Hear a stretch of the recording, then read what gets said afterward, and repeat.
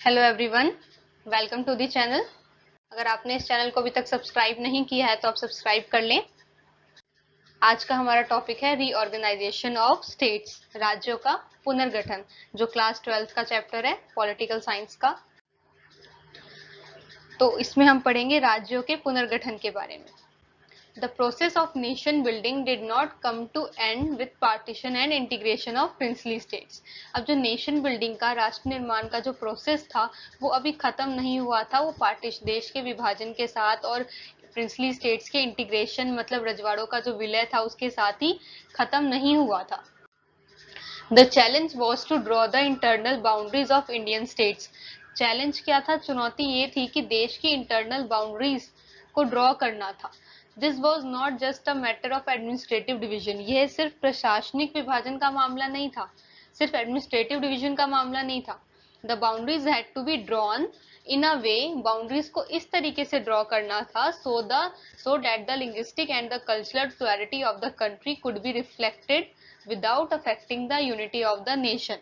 यह चुनौती ये थी कि सभी प्रांतों की सीमाओं को, जितने भी प्रांत हैं उनकी सीमाओं को इस तरीके से निर्धारित करना था कि हमारे देश की जो भाषा ही है और जो संस्कृति है वो अफेक्ट ना हो और देश की यूनिटी बनी रहे।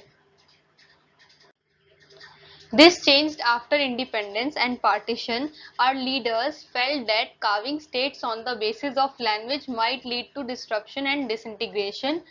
अब जब देश का विभाजन हुआ उस टाइम तो नेता जो हमारी सरकार थी वो भी चाहती थी कि देश का विभाजन, राज्यों का विभाजन भाषा के आधार पर किया जाए।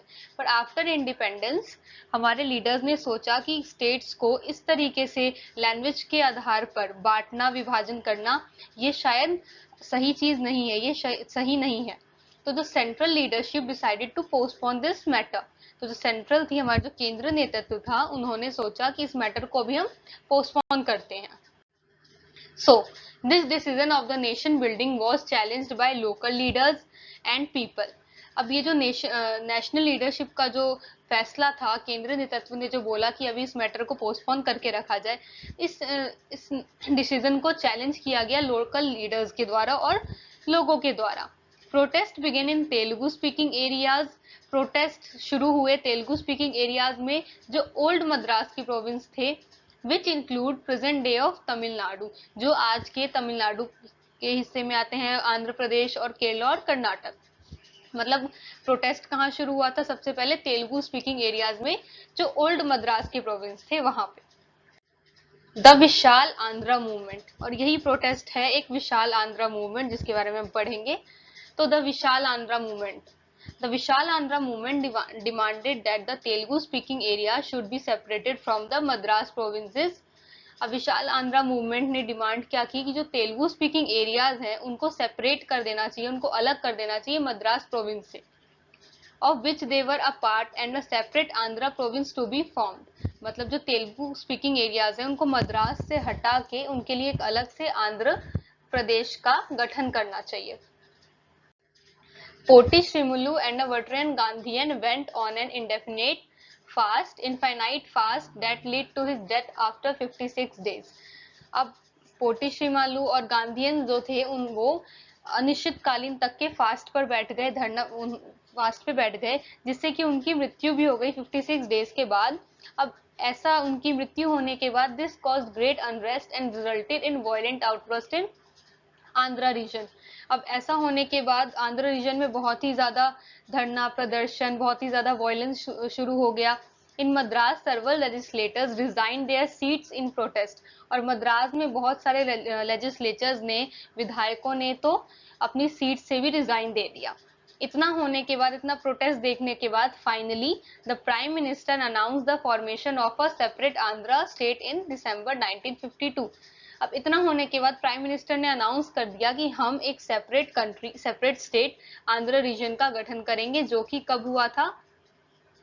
दिसंबर में 1952 में, दिसंबर 1952 में आंध्र रीजन का, आंध्र प्रदेश का गठन किया गया था। So next, the state reorganisation commission. अब बात करते हैं स्टेट रीऑर्गेनाइजेशन कमीशन की। राज्य पुनर्गठन आयोग। अब ये राज्य पुनर्गठन आयोग क्या था? The formation of Andhra Pradesh but the struggle for making of other states on linguistic lines in other parts of the country. अब आंध्र प्रदेश का गठन होने के बाद भारत के और भी स्टेट्स में और भी पार्ट्स को गठन करने की बात की गई, और भी पार्ट्स को भाषा के आधार पर बांटने की बात शुरू हुई. These struggles forced central government into appointing a state reorganization commission. अब इतने सारे struggles हो रहे थे, इसके कारण सेंट्रल गवर्नमेंट फोर्स में आके उन्होंने स्टेट रीऑर्गेनाइजेशन कमीशन का गठन की अपॉइंट किया. In 1953, to took into the question of redrawing of the boundaries of state. On the basis of its report, the States Reorganization Commission Act was passed in 1956. So, जो state reorganisation commission थी उनकी report पास हुई थी 1956 में. अब this led to the creation of 14 states and 6 union territories at that time. अब उस समय जब स्टेट रीऑर्गेनाइजेशन की कमीशन की जो एक्ट पास हुआ उसके बाद स्टेट्स बने भाषा के आधार पर, तो उस टाइम 14 स्टेट्स और 6 यूनियन टेरिटरीज बने थे. और अभी करेंटली हमारे इंडिया में 28 स्टेट्स हैं और 8 यूनियन टेरिटरीज हैं, बट उस टाइम पे 14 स्टेट्स थे और 6 यूनियन टेरिटरी.